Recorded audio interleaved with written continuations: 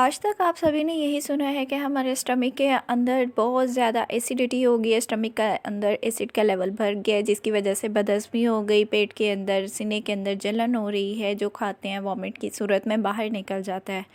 تو ہر کوئی اسی کو ہی سمجھ کے اسی کے ہی طریقے سے علاج کرتا رہتا ہے، لیکن آپ کو یہ جان کے بہت تعجب ہوگا، اس کے علاوہ بھی ایک ایسی بیماری ہے جو کہ اسٹمک کے اندر ایسڈ کے لیول کے لو ہونے سے پیدا ہوتی ہے۔ وہ کون سی بیماری ہے اور کس طریقے سے اس کا علاج کیا جا سکتا ہے، یہ جاننے کے لیے میری ویڈیو کو لاسٹ تک دیکھیں۔ السلام علیکم، میں ہوں ڈاکٹر کیسا۔ اسٹمک میں موجود ایسڈ، جسے گیسٹرک ایسڈ کہتے ہیں، یہ ڈائجسٹو پروسیس کا مین فیکٹر ہے۔ اگر یہ کسی بھی وجہ سے نہ ہو یا کم ہو جائے تو اس صورت میں جو بھی ہم کھانا کھاتے ہیں اس میں موجود منرلز اور پروٹین وہ باڈی کے اندر ایبزورب نہیں ہو پاتے، جس کی وجہ سے جو باڈی ہے اس کے اندر اس چیز کی ڈیفیشنسی آ جاتی ہے، یعنی کمی آ جاتی ہے۔ تو اس کو بولتے ہیں ہائپوکلوہائڈریا۔ جیسے کہ آپ کو اچھے سے پتہ ہے جو بھی ہم کھاتے ہیں وہ 100% پیور نہیں ہوتا، اس میں بہت زیادہ مقدار میں جرمز اور اس طرح کی چیزیں شامل ہوئی ہوتی ہیں۔ جب وہ کھانا ہمارے پیٹ کے اندر یعنی اسٹمک میں پہنچتا ہے تو اسٹمک میں اگر ایسڈ ورک نہ کرے تو وہ جرمز ڈائریکٹ ہماری باڈی کے اندر شامل ہو جائیں گے اور بہت ساری بیماریوں کی وجہ بن سکتے ہیں۔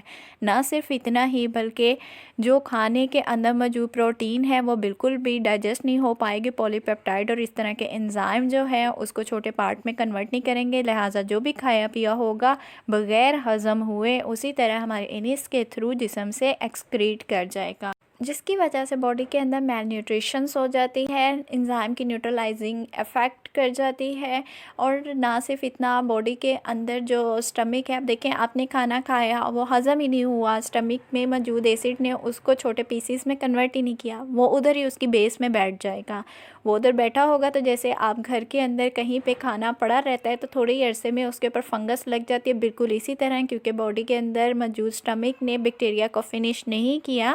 تو جو بیکٹیریا ہے وہ اس خوراک کے اوپر گروتھ کر جاتے ہیں، تو جیسے فنگس لگ جاتی ہے بالکل اسی طرح اسٹمک کے اندر وہ فنگس کی طرح فوڈ جو ہے وہ خراب ہو جاتی ہے، گل سڑ جاتی ہے، تو وہ آگے جا کے بہت بڑی بڑی بیماریوں میں بدل سکتی ہے۔ اب بات جو ہم کر رہے ہیں اسٹمک کے اندر ایسڈ کا لیول کم ہونے کی، تو اس کی وجہ سے نہ صرف ہمارا اسٹمک اپسیٹ ہوتا ہے، وامٹ جیسی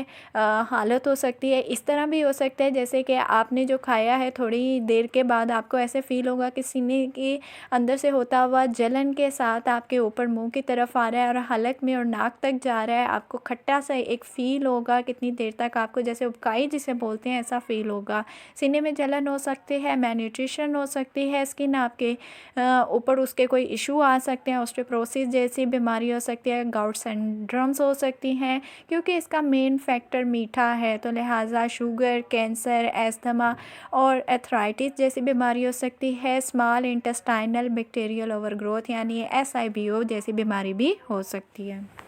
اسٹمک کے دونوں جانب سفنکٹرز ہوتے ہیں، یعنی اوپر کی جانب ایسوفیجل اور نیچے کی جانب پائلورک سفنکٹر ہوتے ہیں۔ یہ کھانا اگر اندر چلا گیا اس کو واپس جانے سے روکتے ہیں۔ اگر ایسڈ کا لیول باڈی کے اندر بہت کم ہو جائے، جیسے کہ ابھی میں نے آپ کو بتایا ہے، یا اگر دوسری صورت میں ایسیڈیٹی ہو جائے، دونوں صورتوں کے اندر جو اوپر والا سفنکٹر ہے وہ تھوڑا سا لوز ہو جاتا ہے اور جو کھانا ہے وہ واپس اسٹمک سے ہمارے ماؤتھ کی طرف کو جاتا ہے، جس سے ہمیں ابکائی یا سینے میں جلن یا پھر وامٹ آ سکتی ہے۔ تو لہٰذا یہ جو سفنکٹر ہیں یہ افیکٹ کر جاتے ہیں ایسڈ کے لیول بہت زیادہ کم ہونے سے یا ایسڈ کے لیول بہت زیادہ بڑھ جانے سے۔ تو اب ہم بات کرتے ہیں آگے اس کی مزید کیا کوزز ہیں اور اس کی مزید کون کون سی سمپٹمس ہیں۔ اسٹمک میں ایسڈ کا لیول کم ہونے کی بہت ساری وجوہات ہیں، جن میں سے مین اور بیسک ایک ہے نمبر 1 پہ سٹریس، ایسے لوگ جو بہت زیادہ سٹریس لیتے ہیں۔ نمبر 2 پہ ہے پور ڈائٹ، ایسے لوگ جو بغیر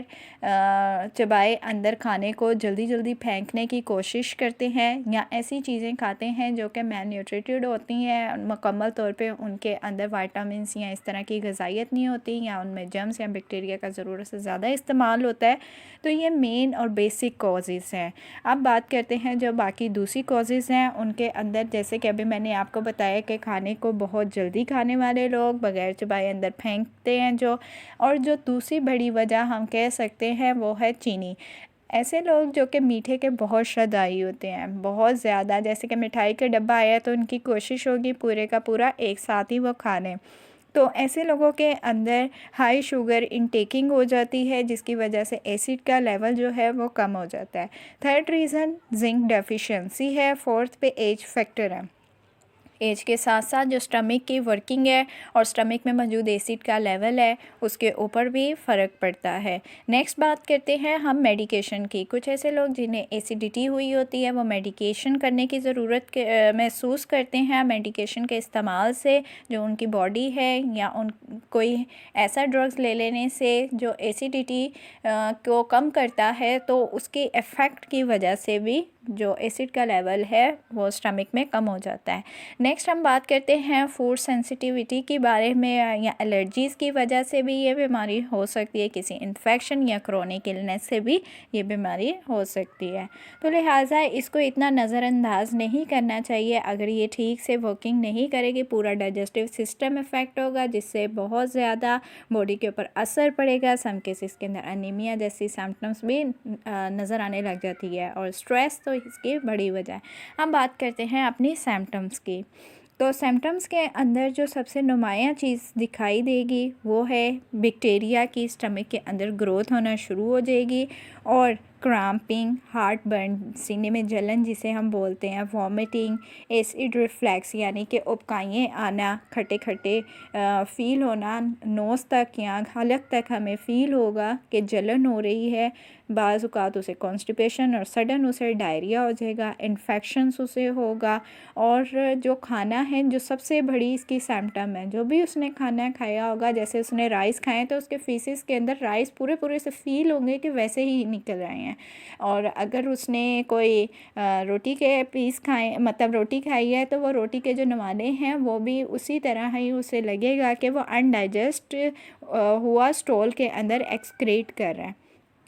بریتھ اس کو بہت ہی بیڈ قسم کا فیل ہوگا، ہیئر اس کے ویک ہو جائیں گے، نیل اس کے ویک ہو جائیں گے، خود ہی ٹوٹ جائیں گے، اسکن ڈرائی ہو جائیں گی، ہیئر فال کا ایسے لوگوں میں ایشو بہت کامن ہے۔ تو اگر ہم بات کریں ٹریٹمنٹ کی، تو ایسے لوگوں کو کرنا کیا چاہیے؟ نمبر 1، کھانا بہت اچھے سے چبا کے کھانا چاہیے، ایک دم اندر پھینکنے کی طرف نہیں کرنا چاہیے، کیونکہ دانت ہی مین سورسز ہیں جو کہ آگے کھانے کو ڈائجسٹ کرنے میں بہت زیادہ مدد کرتے ہیں، انزائم کو بلڈ کرتے ہیں، تاکہ وہ پوزیٹیوٹی لیول جو ہمارے ایسڈ کا ہے وہ اس میں پیدا کر سکے اور بیلنس رکھ سکیں۔ دوسرے نمبر پہ ہمیں ایسے کھانے چاہیے جو کہ بیلنسڈ ہوں، یعنی کہ جن میں فروٹس بھی ہوں، ویجی بھی شامل ہوں، اور کچھ ایسے کھانے جیسے کہ شوگر جن سے ہائی ہو جاتی ہے سڈن طور پہ، جیسے ابھی میں نے آپ کو مٹھائی کا ذکر کیا ہے، تو ان کا استعمال کرتے ہوئے ذرا ہاتھ ہلکا رکھنے، خاص کر جن کی ایج تھوڑی زیادہ ہو جاتی ہے، اور بعض ایسے کھانے ہوتے ہیں جن کی وجہ سے ایسڈ لیول کے اوپر سڈن افیکٹ پڑتا ہے، تو انہیں کھانے سے تھوڑا سا اوائڈ کرنا چاہیے۔ الکوہل وغیرہ کا استعمال جو ہے اسے بھی لمٹ میں لانا چاہیے، سگریٹ وغیرہ کا استعمال نہیں کرنا چاہیے۔ ایٹ ہمیشہ فریگمنٹڈ ویجی کرنی چاہیے، یہ نہیں کہ ہم ایسے کھانے کھاتے جائیں جو کہ ٹھیک سے فرمنٹڈ نہیں ہوئے، تو اس کی وجہ سے بھی جو ایسڈ کے اندر بیکٹیریا کا لیول ہے وہ بڑھ جاتا ہے، جس کو ختم کرنے کے لیے ایسڈ جو ہے بہت زیادہ یوز ہو جاتا ہے، جو کہ اسٹمک کے اندر ایسڈ کے لیول کی کمی کی وجہ بن سکتا ہے۔ ہمیں ایسا